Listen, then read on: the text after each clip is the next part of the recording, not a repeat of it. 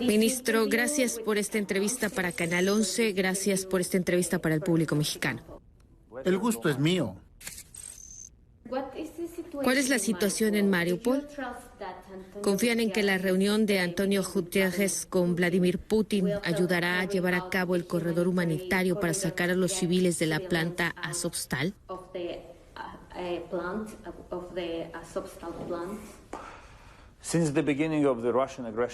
Desde el inicio de la agresión rusa hacia Ucrania, muchas tragedias ocurrieron en diferentes lugares, pero nada se compara con la tragedia que ocurrió en Mariupol. La ciudad ya no existe. Es difícil encontrar un edificio sin daños en la ciudad. Miles de civiles fueron asesinados. Decenas de miles fueron forzados a evacuar hacia Rusia. Existe una fortaleza en Mariupol que todavía es controlada por el ejército ucraniano y que no solo protege a la ciudad y la tierra ucraniana, sino a los cientos de civiles, en su mayoría mujeres con niños, que encontraron refugio en nuestros soldados.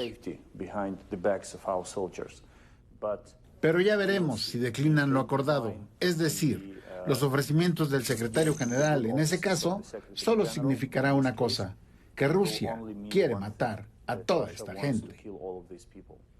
¿Qué compromisos se alcanzaron durante la visita del pasado domingo del secretario Blinken y el secretario Austin a Kiev? El primer punto es que Estados Unidos apoyará a Ucrania hasta que Ucrania gane esta guerra política, económica y militarmente. El segundo punto, hablamos sobre el abastecimiento de armamento al ejército ucraniano. Y la tercera parte de la conversación estuvo dedicada a las sanciones. Coordinamos las próximas sanciones que le serán impuestas a Rusia, así como las formas en que serán cerrados los vacíos legales en caso de que Rusia las evada. Ayer el ministro de Relaciones Exteriores ruso, Sergei Lavrov, dijo que existe un peligro real de una tercera guerra mundial, que las armas que los Estados Unidos acordaron dar a Ucrania para responder a la invasión de Moscú serían el desencadenante de un conflicto mundial. ¿Qué piensa de esto? Primero que nada, permíteme aclarar una cosa. Ucrania no tiene armas nucleares desde 1994. Nosotros abandonamos todas nuestras armas nucleares. Una gran parte de ellas fue trasladada a Rusia y lo que quedó fue destruido. Así que Lavrov trata de asustar a todos y así forzar a otros países a hacer concesiones, porque si Rusia está lista para usar armas nucleares, solo puede ser interpretado de una manera. Porque quieren asustar a los aliados de Ucrania y evitar que nos abastezcan de armamento. La Cruz Roja ha pedido visitar a los prisioneros de guerra rusos y comprobar su estado de salud. ¿Lo permitirá el gobierno ucraniano?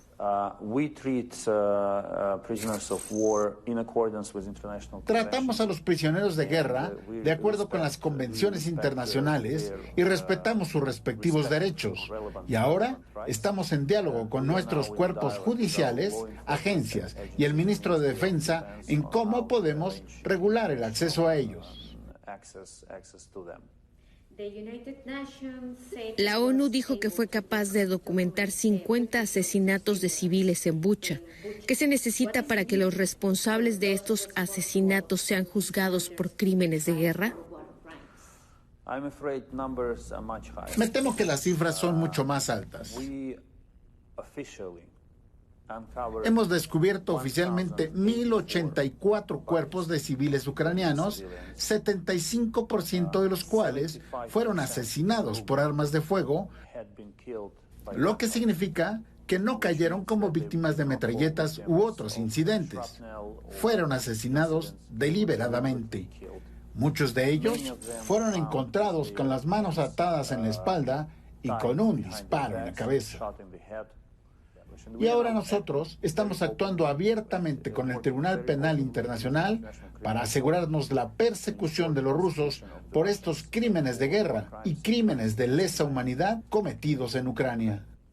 ¿Pero qué se necesita para comprobarlo?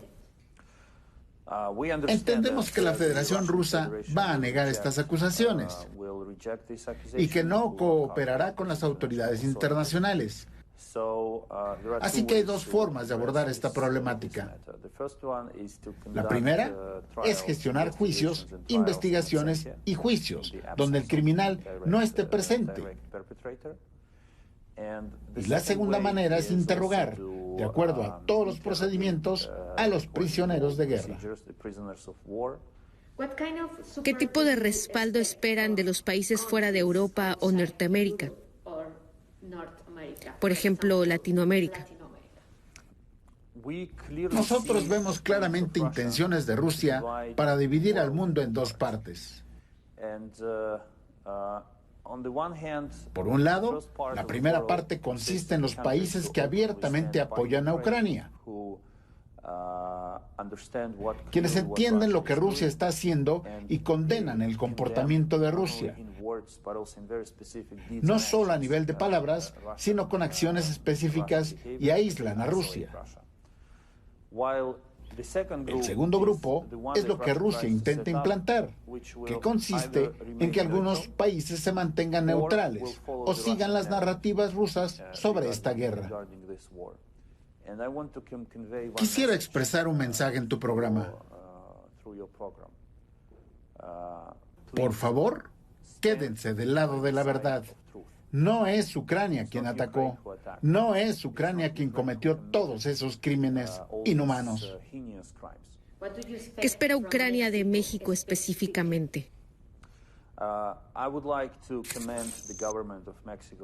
Damos la bienvenida al gobierno mexicano por apoyar los acuerdos relacionados con Ucrania en la Asamblea General de las Naciones Unidas y también la posición constructiva de México en el Consejo de Seguridad de las Naciones Unidas. También la bienvenida a la postura de México con respecto a las sanciones internacionales impuestas a Rusia. Nos gustaría ver 3 pasos más por parte de México. Imponer sanciones contra Rusia, no solo las multilaterales. Me refiero a las sanciones económicas y financieras. Y la segunda es retirar a las compañías mexicanas del mercado ruso. En los últimos 2 meses vimos un verdadero éxodo de compañías mundiales, de empresas internacionales del mercado ruso, porque ellos comprendieron que trabajar con Rusia, pagar impuestos en Rusia, invertir en Rusia, es alimentar la máquina de guerra y todos los crímenes que se están cometiendo en Ucrania. Y el tercer punto, el cual es complejo, lo sé, es el abastecimiento de armamento y equipo militar a Ucrania. Respeto la postura de cada país al respecto de esto. Es un asunto sensible, pero surtir armamento y equipo a Ucrania es ayudarnos a defendernos a nosotros mismos de una agresión extranjera y nos ayuda a prevenir más crímenes que los rusos puedan cometer si continúan su avance en Ucrania. En este momento hay miles de refugiados ucranianos en Tijuana, México, en la frontera con Estados Unidos. ¿Sabe cómo van los trámites para darles asilo?